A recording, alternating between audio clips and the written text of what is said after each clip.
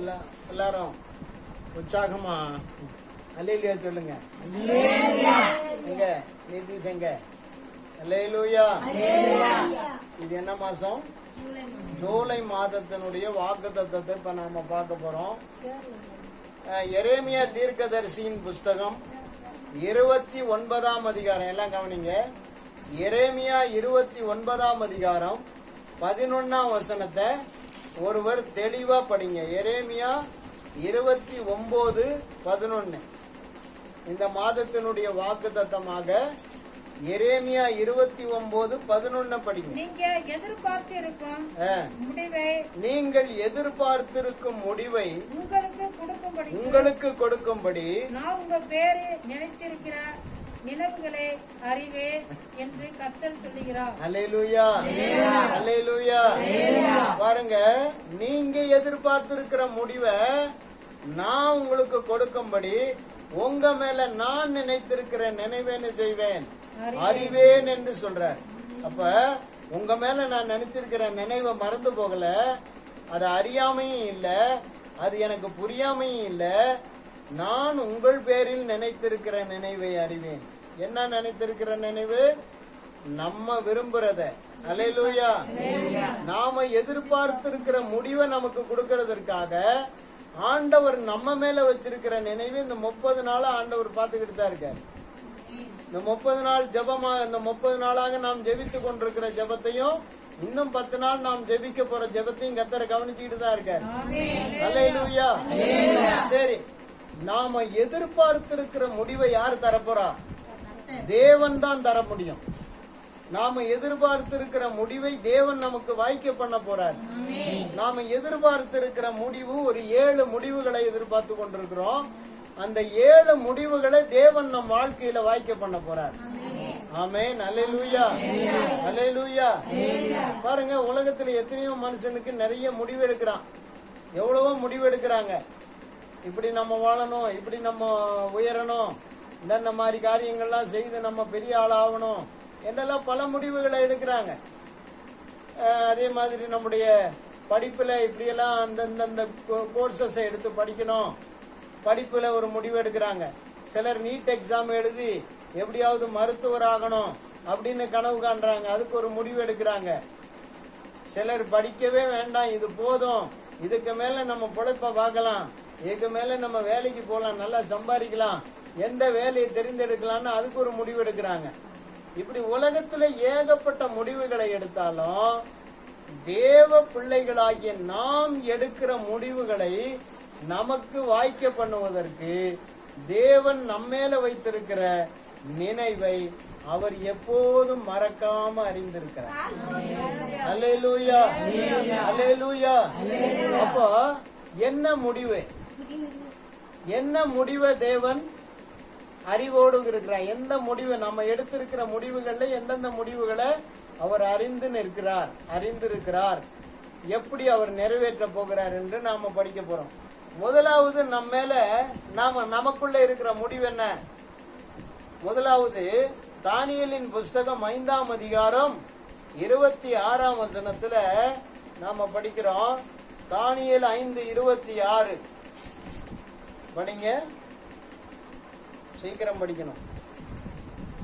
தானியேல் 5:26. இந்த வசனத்தின் அர்த்தமாவது மேனே என்பதற்கு தேவன் உன் ராஜ்யத்தை மட்டிட்டு, தேவன் உன் ராஜ்யத்தை மட்டிட்டு அதற்கு முடிவுண்டாக்கினார் என்றும் போதும். அல்லேலூயா. பாருங்க, இந்த இடத்துல நேபுகாத்நேச்சாருக்கு பிறகு அவனுடைய மகன் ஆட்சி செய்யறான். இவன் என்ன பண்றான்? ஒரு அக்கிரமக்காரனா இருக்கிறான். தேவனுடைய ஆலயத்தில் இருக்கின்ற பொற்பாத்திரங்களை எல்லாம் எடுத்துட்டு வந்து தன்னுடைய வைப்பாட்டிகளோடு தன்னுடைய அரண்மனையில வச்சு அதுல மது அருந்துறான். இத பார்த்த தேவனுடைய உள்ளம் व्यसனம் கொண்டு அவனுடைய ராஜ்யத்திற்கு முடிவுண்டாக்கும்படி மேனே மேனே தெக்கேல் உபாசிம் என்று ஒரு எழுத்து, ஒரு கையுறுப்பு வந்து எழுதி அவனுடைய ராஜ்யத்தை மட்டிட்டு முடிவுண்டாக்கிட்டு. இப்ப நம்ம முடிவு, நம்முடைய எதிர்பார்ப்பு என்ன தெரியுமா? எதிர்பார்த்திருக்கிற முடிவு என்ன தெரியுமா? அக்கிரமக்காரனாகிய பிசாசினுடைய ராஜ்யத்துக்கு இங்க ஒரு முடிவு உண்டாகணும். அல்லேலூயா. இந்த முடிவை உண்டு பண்ணுவதற்கு கர்த்தர் என்ன பண்ணி இருக்கிறார்? அறிந்திருக்கிறார். அல்லேலூயா. இந்த தேவன் நமக்கு சொல்லி இருக்கிற எரேமியா 29:11 சொன்னபடி நமக்கு நம்முடைய முடிவுகளை, நம்ம எதிர்பார்த்திருக்கிற முடிவுகளை கர்த்தர் கொடுக்க போறார். என்ன எதிர்பார்த்திருக்கிற முடிவு? அப்பா, பிசாசினுடைய ராஜ்யத்துக்கு நீங்க ஒரு முடிவு கட்டணும், அதுதான் என்னுடைய எதிர்பார்ப்பு. அப்ப அந்த எதிர்பார்ப்பை கர்த்தர் என்ன பண்ண போறாரு? நிறைவேற்ற போகிறார். இரண்டாவது நம்முடைய எதிர்பார்ப்பு என்ன?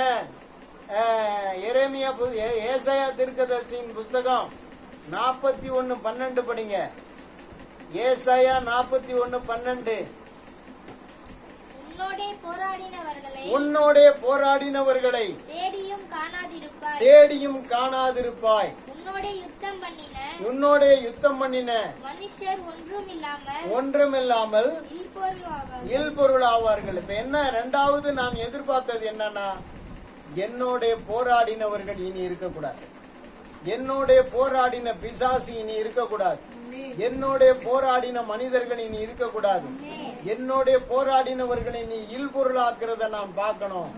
அதுதான் என்னுடைய எதிர்பார்ப்பு, அதான் நான் எதிர்பார்த்திருக்கிற எதிர்பார்ப்பு. அல்லேலூயா. அந்த எதிர்பார்த்திருக்கிற முடிவை தேவன் இந்த மாசத்துல கட்டளையிடுவார். கர்த்தருக்கு ஸ்தோத்திரம். எனக்கு விரோதமாய் என்னோடு யாரெல்லாம் போராடினார்களோ, என்னோடு யாரெல்லாம் யுத்தம் பண்ண நினைத்தார்களோ, அவர்களுடைய போராட்டங்களுக்கெல்லாம் ஒரு முடிவு உண்டாகும். அல்லேலூயா. அந்த முடிவை தேவன் கொடுக்கிறதுக்கு அவர் அறிந்திருக்கிறார். ஆமென். மூணாவது நாம் எதிர்பார்த்திருக்கிற எதிர்பார்ப்பு என்ன? நீதிமொழிகளின் புத்தகம் 23ஆம் அதிகாரம் 18ஆம் வசனம். நீதிமொழிகள் 23:18 படிங்க. நீதிமொழிகள் 23:18. நிச்சயமாகவே முடிவு உண்டு, நம்பிக்கை வீண் போகாது. அல்லேலூயா. என்னுடைய நம்பிக்கைகள் அனைத்திற்கும் ஒரு நல்ல முடிவை கொடுக்க கர்த்தர் அறிந்திருக்கிறார். நான் நம்பி இருக்கிறேன், கர்த்தர் என் தேவையை சந்திப்பார். நான் நம்பி இருக்கிற இந்த ஊழியத்தை வளர பண்ணுவார். நான் நம்பி இருக்கிறேன் என்னுடைய விசுவாசிகளுக்குள்ள ஒரு எழுப்புதலை தருவார். நான் நம்பி இருக்கிறேன் என்னுடைய எல்லா வறுமைகளையும் நீக்கி போடுவார்னு நான் நம்பி இருக்கிறேன். என்னை ஆண்டவர் மீண்டும் உயிர்ப்பித்து நன்றாய் நடக்க பண்ணுவார், ஆரோக்கியமாய் இருக்க பண்ணுவார் என்று. அல்லேலூயா. நான் நம்பி ஜெபித்துக் கொண்டிருக்கிறேன் பல காரியங்களுக்காக. அவைகளை எல்லாம் ஆண்டவர் வாய்க்க பண்ண போகிறார். நிச்சயமாகவே முடிவுண்டு உன் நம்பிக்கை வீண் போக. அப்ப என்ன நம்பிக்கை? என்னுடைய நம்பிக்கைகளை எல்லாம் நிறைவேற்றுகிற ஒரு நல்ல முடிவை தருகிற தேவன் என் நம்பிக்கை அவர் அறிந்திருக்கிறார். என் எதிர்பார்ப்பை அவர் அறிந்திருக்கிறார். அல்லேலூயா. அவர் சொல்றாரு, முடிவு உண்டுப்பா, முடிவு உண்டு, கண்டிப்பா முடிவு உண்டு. அப்படி சொல்ல, நிச்சயமாகவே முடிவு உண்டு. உன் நம்பிக்கை வீண் போக விட மாட்டேன். அல்லேலூயா. எத்தனை பேர் எதையெல்லாம் நம்பி இருக்கீங்க தேவனுடைய சமூகத்துல? ஆண்டவரே, எந்தெந்த காரியத்தை நம்பி இந்த 30 நாட்களா எங்களோடு சேர்ந்து ஜெபிக்க வர்றீங்க? இன்னும் 10 நாட்கள் எங்களோடு சேர்ந்து எதுக்காக ஜெபிக்க போறீங்க? கர்த்தர் உங்களுடைய நம்பிக்கையை நிறைவேற்றுவார். உங்க நம்பிக்கையை உங்க கூடி வருதலையும் கர்த்தர் வீண் போக விடவே மாட்டாங்க. அல்லேலூயா. படிப்பை தேடி நீ ஜெபத்துல பங்கு பெறியா? என்னுடைய குடும்ப சூழ்நிலை மாறணும், என்னுடைய வறுமை தரித்திரங்கள் மாறணும், என்னுடைய வியாதி, என்னுடைய பலவீனங்கள் மாறணும், என் குடும்பத்தினுடைய அந்த கீழான நிலையிலிருந்து நான் வாழாக்காமல் தலையாக்கப்பட்டு கீழாக்காமல் மேலாக்கப்பட வேண்டும் என்று நினைத்து இந்த ஜபத்துல நீ தொடர்ந்து பங்கு பெறியா? கர்த்தர் உன்னுடைய நம்பிக்கையை வீண் போக விட மாட்டார். நிச்சயமாக நல்ல முடிவை தருவார். அல்லேலூயா. அடுத்தது 4வது பாத்தீங்கன்னா, ஆதியாகம புஸ்தகம் 6ஆம் அதிகாரம் 13ஆம் வசனம் படிங்க. ஆதியாகமம் 6:13, சங்கீதம் 37:38. ஆதியாகமம். அப்பொழுது தேவன் நோவாவை நோக்கி மாமிசமான யாவருடைய முடிவும் எனக்கு முன்பாக வந்தது. அவர்களாலே பூமி கொடுமையினால் நிறைந்தது. நான் பூமியோடு கூட அழித்து போடுவேன். அழித்து போடுவேன். 37ஆம் சங்கீதம் 38ஆம் வசனம். 37ஆம் சங்கீதம் 38ஆம் வசனம். அக்கிரமக்காரர் ஏகமாய் அழிக்கப்படுவார்கள். அக்கிரமக்காரர் ஏகமாய் அழிக்கப்படுவார்கள். அறுப்புண்டு போவதே துன்மார்க்கனுடைய முடிவு. இப்ப என்ன சொல்றாருன்னா, நோவாவுடைய காலத்திலே தேவன் மனுபுத்திரரை கண்ணோக்கி பார்த்தார். அல்லேலூயா. மனுபுத்திரரை கண்ணோக்கி பார்க்கும்போது அது அவருடைய பார்வைக்கு விசனமா இருந்தது. மண்ணான மனுஷனுடைய மாம்சமானவனுடைய முடிவெல்லாம் தேவனுடைய சமூகத்துக்கு வந்தது. அல்லேலூயா. இது ஆவிக்குரிய நிலையில சொல்றேன். மாம்சமானவன் என்றால் இந்த உலகத்துக்குரியவர்கள், இந்த உலகத்தோடு ஒட்டி வாழுகிறவர்கள், இந்த உலகத்தோடு ஒன்றித்து போகிற உலக புறஜாதிகளாய் வாழ நினைக்கிறவர்கள், ஜாதியோடு மதத்தோடு ஒட்டி ஒன்றித்து கப்பி பிடித்து கொண்டிருக்கிறவர்கள், இதெல்லாம் மாமிசமானவர்கள். இவர்களெல்லாம் இன்னைக்கு என்ன செய்யப்பட போறாங்க? அழிக்கப்பட போறாங்க. அப்படின்னா அவர்கள் சுத்தமாக மாம்சீகமான கிரியைகள் சபையில் அழிக்கப்பட போகிறது. பேழையாகிய சபை என்ன செய்ய போகிறது? விண்ணை நோக்கி மிதக்க போகிறது. அல்லேலூயா. ஏன்னா ஆண்டோடைய வசனம் சொல்லுகிறது, எல்லா மனுஷனுடைய முடிவு எனக்கு முன்னால வந்தது. ஏன்னா இந்த உலகத்தில் இருக்கிற மனுஷனை அக்கிரமம் பண்றான். இந்த பேழைக்குள்ள வருகிறவர்கள் மாத்திரம்தான் பரிசுத்தவான்கள்.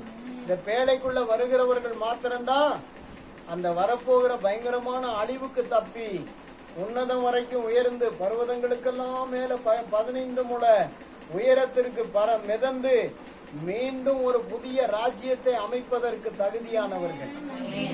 அதே போல இந்த உலகத்தோடு ஒட்டி கொண்டிருக்கிற எல்லாரையும் தேவன் க்ளோஸ் பண்ணிட்டு இந்த சபைக்குள்ள உலகத்தோடு மாம்சீகத்தோடு மனுஷனோடு எரிச்சலோடு பொறாமையோடு கெட்ட சிந்தனையோடு போட்டி பொறாமையோடு எதிர்ப்போடு கசப்போடு ஒட்டி கொண்டிருக்கிறவர்கள் எல்லாம் கர்த்தர் நிக்கிரகம் பண்ணிட்டு இந்த சபையை உன்னதத்துக்கு உயர்த்த போகிற ஒரு முடிவு இந்த பூமியில இந்த சபையில வரப்போகுது. அல்லேலூயா. பேழைக்குள்ள எத்தனை பேர் இருந்தாங்க? 8 பேர் இருந்தாங்க. அல்லேலூயா. 7 என்பது பூரணம், 8 என்பது பூரணத்துக்கு மேல ஒரு பெரிய கூட்டத்தை தேவன் இந்த சபைக்குள்ள கொண்டு வந்து நிலைநிறுத்தி இந்த சபையை கர்த்தர் உன்னதத்துக்கு ஆயத்தப்படுத்த போறாங்க. மாமிசத்தோட உலகத்தோட புறஜாதியோட அசுத்தங்களோட அந்த அந்தகாரத்தோட உலக ஆசபாசங்களோட ஒட்டி கிடந்தவனையெல்லாம் கர்த்தர் நிக்கிரகம் பண்ண போறார். அல்லேலூயா. இந்த முடிவு கர்த்தருக்கு முன்பாக வந்திருக்கு. நாம் எதிர்பார்த்திருக்கிற முடிவு இவ்வளவுதான். ஆண்டவரே, மாம்சீகமான செயல்கள் சபையில் அழிக்கப்படணும், சபை உன்னதத்தை நோக்கி மிதக்கணும்னு இந்த முடிவை கர்த்தர் இந்த மாதத்துல செய்ய போறார். அல்லேலூயா. 5வது யோபுவின் புத்தகம் 16ஆம் அதிகாரம் 22ஆம் வசனம் படிங்க. யோபு 16:22. 16:22.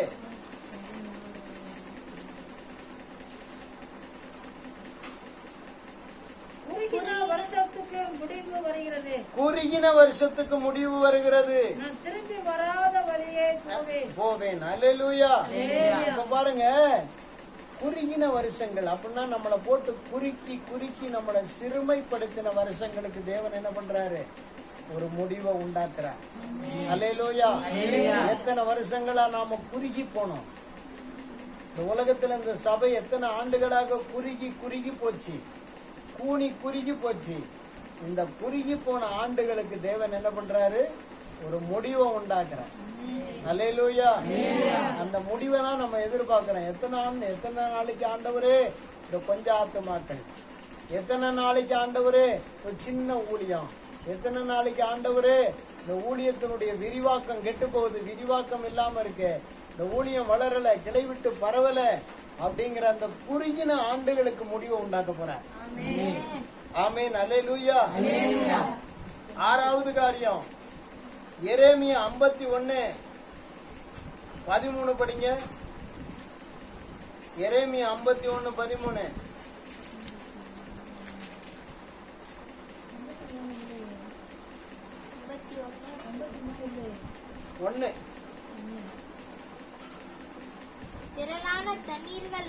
திரளான தண்ணீர்கள் தண்ணீர்கள் மேல் வாசம் பண்ணுகிறவளே, வாசம் பண்ணுகிறவளே, திரண்ட சம்பத்தண்டை உடையவளே, திரண்ட சம்பத்தண்டை உடையவளே, சம்பத்தண்டையா சம்பத்துடையவளே, சம்பத்துடையவளே, சம்பத்துடையவளே, உனக்கு முடிவும் உன் பொருளாசைக்கு ஒழிவும் வந்தது. அல்லேலூயா. திரண்ட தண்ணீர்களின் மேல் வாசம் பண்ணுகிறவளே. அல்லேலூயா. அப்ப நமக்கு யாருக்கு முடிவு உண்டாக்குறாரு தெரியுமா? திரண்ட தண்ணீர்னா இந்த உலகம், உலகத்தோடு வாசம் பண்ணுகிறவர்கள். மறுபடிப்படி திரளான தண்ணீர்களின் மேல் வாசம் பண்ணுகிறவளே, திரளான தண்ணீர்களின் மேல் வாசம் பண்ணுகிறவளே. யாருன்னா உலகத்தார், உலகத்தை சேர்ந்தவர்கள். திரளான தண்ணீர்னா திரண்ட மனிதர்கள். அந்த சொந்தம் இந்த சொந்தம் அப்படி இப்படின்னு இந்த உலகமாகிய சொந்தங்களோடு சேர்ந்து வாசம் பண்ணுகிறவளே. படி திரண்ட சம்பத்துடையவளே, திரண்ட சம்பத்துடையவளே. சம்பத்துனா புள்ள பெற்றிருக்க நிறைய இருக்கு. இப்படிப்பட்ட சொந்தம் இருக்கு, அப்படி இருக்கு, இவன் இருக்கான், அவன் இருக்கான், புள்ள இருக்கான், மாமன் இருக்கான், மச்சான் இருக்கான், எனக்கு தகப்பன் இருக்கான். தகப்பன் சொல்றதுதான் நான் கேட்க முடியும், சபையை சொல்றதெல்லாம் கேட்க முடியாது. என் ஜாதி ஜனம் சொல்றதுதான் நான் கேட்க முடியும், சபை சொல்றதெல்லாம் கேட்க முடியாது, ஊழியக்காரன் சொன்னதெல்லாம் கேட்க முடியாது என்று சொல்லி திரண்ட சம்பத்து உடையவளே, உனக்கு முடிவும் உன் பொருளாசைக்கு ஒழிவும் வந்தது. அல்லேலூயா. ஆண்டவர்கிட்ட நம்ம எதிர்பார்த்திருக்கிறது என்ன தெரியுமா? உலகத்தை விட்டு வேறுபட்டவன் சபையில இருக்கட்டும்.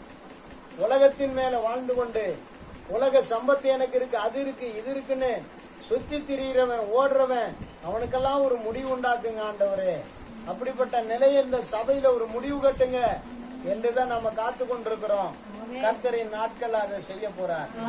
அல்லேலூயா. கடைசியா 7வது மத்தேயு சுவிசேஷம் 13ஆம் அதிகாரம் 39ஆம் வசனம் படிங்க. மத்தேயு 13:39. சீக்கிரம். மத்தேயு 13:39. அவைகளை விதைக்கிற சத்துரு பிசாசு, அறுப்பு உலகத்தின் முடிவு, அறுக்கிறவர்கள் தேவதூதர்கள். அல்லேலூயா. அல்லேலூயா. இது என்ன முடிவுனா, மறுபடி படிப்பா அந்த வசனத்தை. அவைகளை விதைக்கிற சத்துரு பிசாசு, அறுப்பு உலகத்தின் முடிவு, அறுக்கிறவர்கள் தேவதூதர்கள். இப்ப பாருங்க, கடைசியில ஒரு முடிவை நம்ம எதிர்பார்த்துட்டு இருக்கோம். என்ன முடிவு தெரியுமா? பிசாசினுடைய அசுத்த விதைப்புகள். பிசாசு என்னத்தை விதைக்கிறான்? களைய விதைக்கிறான். பிசாசு எதை விதைக்கிறான்? இடையிடையே கள்ளத்தனமான கள்ள உபதேசங்களை விதைக்கிறான். இப்படிப்பட்ட விதைப்புகளுக்கெல்லாம் ஒரு அறுப்பு ஆண்டவர் உண்டாக்க போறார், ஒரு முடிவை உண்டாக்க போறார். நல்ல விதைகளை, நல்ல மணிகளை களஞ்சியத்திலும் இப்படிப்பட்ட பிசாசினுடைய விதையையும் பிசாசின் விளைச்சலையும் கர்த்தர் அழிப்புக்கு, அதுக்கு ஒரு முடிவை உண்டாக்க போறார். பிசாசினுடைய விளைவுக்கு ஒரு முடிவை உண்டு பண்ண போறார். அல்லேலூயா. அல்லேலூயா. விதைக்கிறவன் யாரு? பிசாசு. அந்த அறுப்பு உலகத்தினுடைய முடிவு. இந்த உலகத்துக்கு ஒரு முடிவு உண்டாக்க போறார். இந்த உலகத்தினுடைய ஆட்டத்துக்கும், உலகம் ஆடின ஆட்டத்துக்கும், இந்த உலகம் சபைக்கு விரோதமா ஆடின ஆட்டத்துக்கும் கர்த்தர் ஒரு முடிவை உண்டாக்க போறார். இந்த உலகத்துல இருக்கிற பிசாசு களைய விதைச்சிட்டு போட்ட ஆட்டத்துக்கு ஒரு முடிவை தேவன் உருவாக்க போகிறார். அல்லேலூயா. இவ்விதமாக 7 விதமான முடிவை நாம எதிர்பார்த்துக்கிட்டு இருக்கோம் இந்த ஜெபத்தின் மூலமா. ஆண்டவருடைய வசனம் சொல்லுது, நீங்கள் எதிர்பார்த்திருக்கிற முடிவை உங்களுக்கு கொடுக்கும்படி நான் நினைத்திருக்கிற நினைவை அறிந்திருக்கிறேன். இந்த வசனத்துல, இந்த மாசத்துல இந்த வசனத்தை நீங்க அறிக்கை பண்ணுங்க. ஏசப்பா, நாங்க எதிர்பார்த்திருக்கிற முடிவை நீங்க எனக்கு கொடுக்கும்படி, எங்களுக்கு கொடுக்கும்படி, நீங்க நினைத்திருக்கிற நினைவை நீங்க அறிந்திருக்கிறீங்களே, எங்களுக்கு கொடுங்க. எங்களுக்கு ஆசீர்வாதத்தை கொடுங்க, நல்ல முடிவை கொடுங்க, சத்துருவுக்கு முடிவை உண்டாக்குங்க என்று நீங்க ஜெபித்தீங்கன்னா இந்த மாசத்துல உங்களுக்கு இந்த ஜூலை மாதத்தினுடைய ஆசீர்வாதம், கர்த்தர் நல்ல முடிவுகளை தருவார். உங்க ஜெபத்துக்கெல்லாம் நல்ல முடிவுகளை தருவார். எல்லாரும் ஜெபிக்க போறோம். எல்லாரும் முழங்கால் படிட்டு ஜெபம் பண்ணுங்க. நல்ல பிதாவே, எல்லாரும் ஒப்பு கொடுத்து ஜெபம் பண்ணுங்க. நல்ல பிதாவே, இந்த வாக்குத்தத்த வசனத்தின்படி இதை கேட்கிற ஒவ்வொருவருடைய வாழ்விலும் ஆசீர்வாதம் உண்டாகட்டும். ஆண்டவரே, நல்ல முடிவுகளை கட்டளையிடுங்கப்பா. எதிர்பார்த்திருக்கிற முடிவை கொடுக்கும்படி கர்த்தர் கர்த்தர் நினைத்திருக்கிற நினைவை அறிவீர். கர்த்தர் எங்களுடைய எல்லா தேவைகளையும் அறிவீர். எங்களுக்கு நல்ல முடிவுகளை கொடுக்க அறிந்திருக்கிறீர். அதுக்காக ஸ்தோத்திரம். இதை கேட்கிற ஒவ்வொருடைய வாழ்விலும் நல்ல முடிவுகளை கொடுக்க அறிந்திருக்கிறீர். ஒவ்வொருடைய வாழ்க்கையில நன்மை செய்யுங்க, ஆசீர்வதிங்க, பொறுப்படுத்திக் கொள்ளுங்க. இயேசு கிறிஸ்துவின் நாமத்தில் ஜெபிக்கிறோம் பிதாவே. அல்லேலூயா.